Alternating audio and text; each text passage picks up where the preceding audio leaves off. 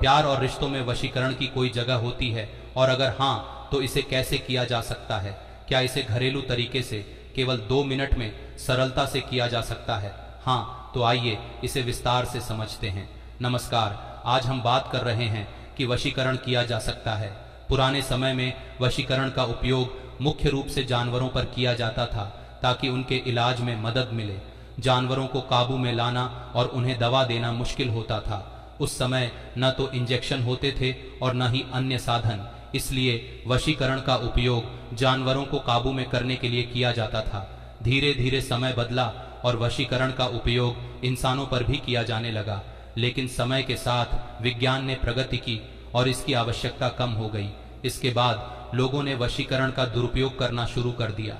कुछ लोगों ने इसे गलत उद्देश्यों के लिए इस्तेमाल करना शुरू किया, जैसे किसी का रिश्ता या परिवार तोड़ना, किसी का व्यापार बिगाड़ना आदि। यह प्रथा कुछ तांत्रिकों और तथाकथित ज्योतिषियों द्वारा बदनाम कर दी गई। हालांकि अगर वशीकरण का सही और सात्विक तरीके से उपयोग किया जाए तो यह सकारात्मक परिणाम दे सकता है। यह एक मंत्र विद्या है जिसका वर्णन रामायण और कई अन्य ग्रंथों में भी मिलता है। अब मुख्य बात यह है कि क्या किसी को वश में किया जा सकता है?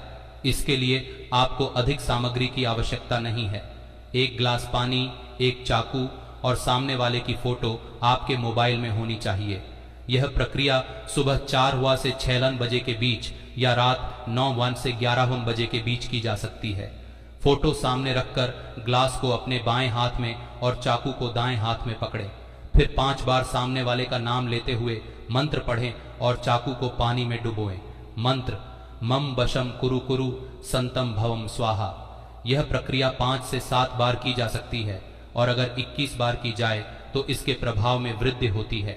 इसके बाद पानी को किसी कांटेदार पेड़ के नीचे डाल दें। ध्यान रखें कि इस विधि का दुरुपयोग न करें, क्योंकि यह एक शक्तिशाली प्रयोग है। महत्वपूर्ण सूचना, यह सामग्री केवल जानकारी के लिए है।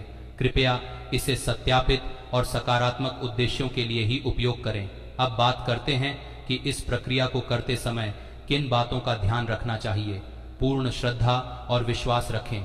वशीकरण जैसे प्रयोगों में सफलता तभी मिलती है जब इसे पूरी श्रद्धा और विश्वास के साथ किया जाए। अगर आप आधे मन से करेंगे या संदेह करेंगे तो यह प्रक्रिया काम नहीं करेगी। नकारात्मक विचारों से बचें।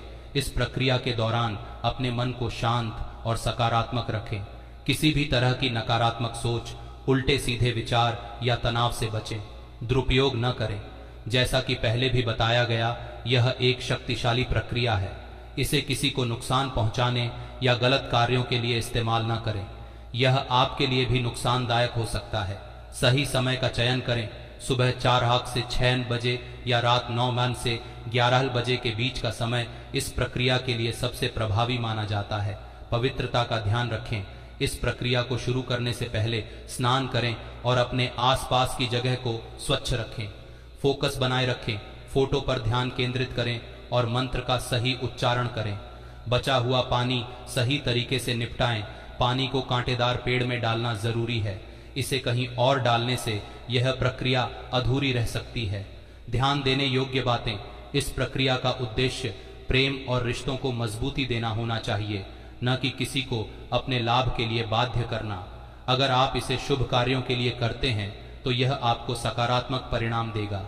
अंत में याद रखें कि आपके मन की शुद्धता और इरादे इस प्रक्रिया को सफल बनाते हैं। सकारात्मक सोचें, खुश रहें और अपने रिश्तों को मजबूत बनाने की कोशिश करें। अब यह समझना भी जरूरी है कि वशीकरण का प्रभाव हमेशा स्थायी नहीं होता। यह केवल एक अस्थायी उपाय हो सकता है जो आपके रिश्ते या किसी व्यक्ति के प्रति व्यवहार में कुछ समय के लिए बदलाव ला सकता है, लेकिन रिश्तों की स्थायित्वता और गहराई हमेशा आपसी विश्वास, प्यार और समझदारी पर आधारित होती है। वशीकरण के बारे में कुछ महत्वपूर्ण बिंदु। कर्मों का सिद्धांत, यह याद रखें कि हर क्रिया का एक प्रतिक्रिया होती है। अगर आप किसी को जबरदस्ती वश में करने की कोशिश करेंगे या किसी के जीवन में नकारात्मकता लाने का प्रयास करेंगे तो इसका दुष्प्रभाव आप पर भी पड़ सकता है। स्वतंत्रता का सम्मान करें। किसी भी व्यक्ति की स्वतंत्रता का सम्मान करना चाहिए। वशीकरण का उपयोग केवल तभी करें जब यह आपके रिश्ते को सुधारने और सकारात्मक बदलाव लाने के लिए हो। ध्यान और साधना का महत्व। वशीकरण या अन्य किसी भी तांत्रिक प्रक्रिया में ध्यान और मानसिक एकाग्रता का बड़ा महत्व होता है।